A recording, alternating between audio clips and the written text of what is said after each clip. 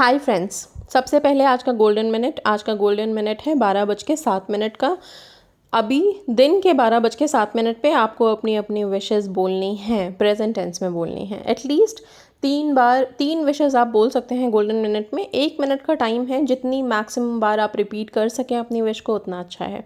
Okay, अब आते हैं हम आज की सक्सेस स्टोरीज़ पे। उससे पहले एक मक्खी और एक हाथी की छोटी सी स्टोरी, ठीक है। इससे हमें ही मोटिवेशन मिलेगा। हम लोग हमेशा चाहते हैं कि हमारी वैल्यू दूसरों की नज़रों में बहुत हाई रहे। हमारी नज़रों में क्या है नहीं है उसको परखना या अपनी खुद की वैल्यू को समझना एक हद तक शायद हम चाहते ही नहीं। सबसे पहले अगर कोई और ना आके हमें कहे कि हम खूबसूरत हैं, तब तक हम खुद को मानेंगे नहीं। कोई और ना आके हमें कह दे कि तुम में वज़न है, तब तक हम अपने वज़न को मानेंगे नहीं। ये हाथी और एक मक्खी की स्टोरी है, छोटी सी। एक बार क्या हुआ, हाथी जा रहा था, उसके पीठ पे आके मक्खी बैठ गई। मक्खी भिन भिनाने लग गई, भिन भिना के खूब उड़ रही थी, मतलब उसके पीठ पे खूब भिन भिना रही थी और बोलती है, मक्खी भाई मैं तुम्हारे पीठ पे बैठी हूँ थोड़ी देर के लिए, तुम भी तो उसी रास्ते जा रहे हो जिस रास्ते मुझे जाना है, तो अगर मेरा वज़न तुम्हें लगेगा तो मुझे बता देना, मैं उड़ जाऊँगी। हाथी को कुछ सुनाई नहीं दे रहा, वो मदमस्त अपनी चाल में चले जा रहा है। मक्खी फिर भिन भिनाई, फिर कहती है कि हाथी ऐसी कोई बात नहीं है, अगर तुम्हें लगेगा कि मेरा वज़न लग रहा है तो बता देना, मैं उड़ जाऊंगी। हाथी को फिर भी सुनाई नहीं दिया, हाथी चले जा रहा है।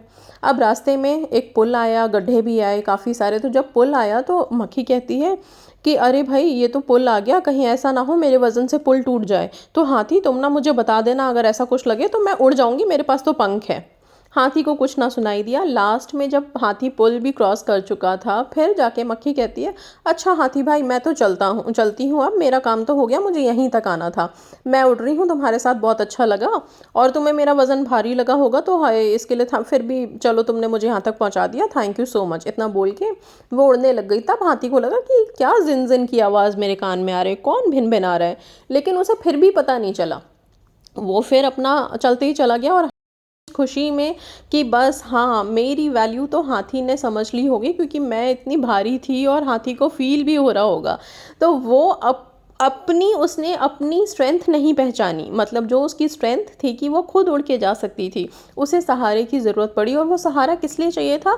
सिर्फ इसलिए कि इतना बड़ा इंसान एक बार सिर्फ इतना कह देता कि हाँ हाँ हाँ मक्खी, तुम में वज़न है और मुझे तुम्हारा ये वज़न फील हो रहा है। ओके, सो हम भी शायद यही करने में लगे हुए हैं कि हम हमेशा दूसरों की तरफ देखते हैं। कोई अच्छे कपड़े पहने हैं तो दूसरों की तरफ देखते हैं कि पहले उधर से कॉम्प्लीमेंट तो मिले, और अगर कहीं से कॉम्प्लीमेंट नहीं मिलता तो हम निराश भी हो जाते हैं कि क्या इतना अच्छा तैयार हुए थे, किसी ने कुछ बोला ही नहीं।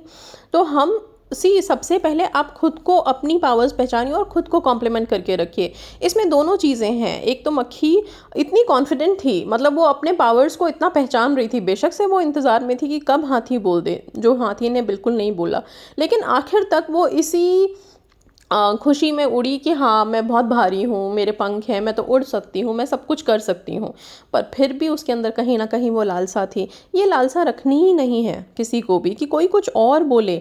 आप अपनी वैल्यू खुद करिए, अपनी स्ट्रेंथ को खुद पहचानिए। ओके, जब अपनी स्ट्रेंथ पहचान जाओगे, लाइफ में सब कुछ मैनिफेस्ट करोगे। अब आते हैं आज की सक्सेस स्टोरी पे, जो बहुत इंपॉर्टेंट है आप सबके लिए, एंड यस, इनके लिए भी इन्होंने एक्चुअली लॉ ऑफ अट्रैक्शन की काफ़ी सारी टेक्निक्स की हैं, और वो टेक्निक से इनको इतना रिस्पॉन्स मिला नहीं। फिर इन्होंने सेंट एक्सपेडाइट की प्रेयर की, और प्रेयर पूरे अच्छे से, मतलब पूरा जो उसका तरीका होता है, 2 कैंडल्स जला के, कैंडल जला के, अच्छा 2 दिन तक इन्होंने किया है, यूट्यूब पे देखा, और उससे कैंडल जला के 2 डेज़ तक फुल डेडिकेशन के साथ किया। और मैंने ये भी बोला कि मेरा काम होने पर मैं आपको केक के पीस भी ऑफ़र करूँगी एज़ ग्रैटिट्यूड। उसके 1 वीक बाद मेरे स्पेसिफिक पर्सन ने मुझे खुद कॉल करके रीयूनियन के बारे में बात की। This prayer creates miracle. Yes, ये प्रेयर सच में मिरेकुलस है। ओके, सो अभी क्या है कि जब आप लोग टेक्निक्स कर रहे हैं और लाइफ में कहीं पे भी कोई प्रॉब्लम में फंस गए हैं, तो प्लीज़ आप लोग ये प्रेयर ज़रूर कीजिए। ओके, सिंपल सा है, आप कैंडल जला के बैठ सकते हैं, keep a glass of water, और इस प्रेयर को कंटिन्यूअस बहुत दिनों तक नहीं करना होता है। आप इस प्रेयर को 2 दिन या मैक्सिमम 3 दिन करने के बाद गैप देंगे, छोड़ देंगे इस प्रेयर को। ओके, क्योंकि आप एनर्जीज़ को रिस्पॉन्ड करने का टाइम दीजिए, सेंट को रिस्पॉन्ड करने का टाइम दीजिए। इट्स नॉट कि आप रेगुलर इसको करते जाओगे, वो आपको कभी भी रिजल्ट देगा नहीं। ओके, सो ऑलवेज़ रिमेंबर कि जब आप कोई प्रेयर कर रहे हो तो हर प्रेयर का एक नोवेना है जो हम मदर से करते हैं, वो 9 डेज़ का है। बट सेंट एक्सपेडाइट का प्रेयर प्लीज़ सिर्फ 3 दिन करके and give a break to respond, ये एनर्जीज़ को रिस्पॉन्ड करने का टाइम दीजिएगा।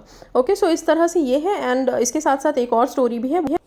हाय मैम, आज मैं इतनी खुश हूँ कि मेरी हार्ट बीट बहुत तेज़ी से चल रही है। मेरे एसपी का मैसेज आ गया।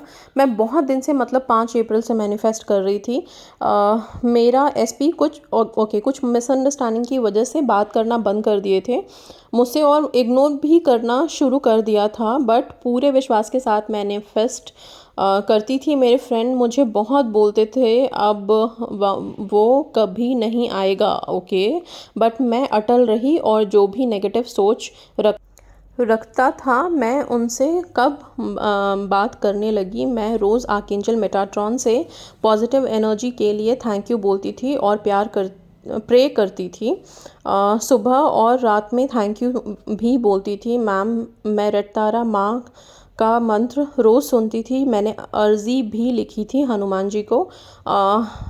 मैम, मैं मिरर में रोज़ ये बोलती थी कि मैं सुमन मैम को अपनी सक्सेस स्टोरी सुना रही हूँ। मेरी विश फुलफ़िल हो गई है सुमन मैम, मेरी स्टोरी सुन के बहुत खुश हैं, ये बोलती थी रोज़। आज वो दिन आ गया ma'am, your God ma'am. Thank you dear, thank you so much. And no, I am not God, भगवान है। Okay, but yes, this is lovely success story.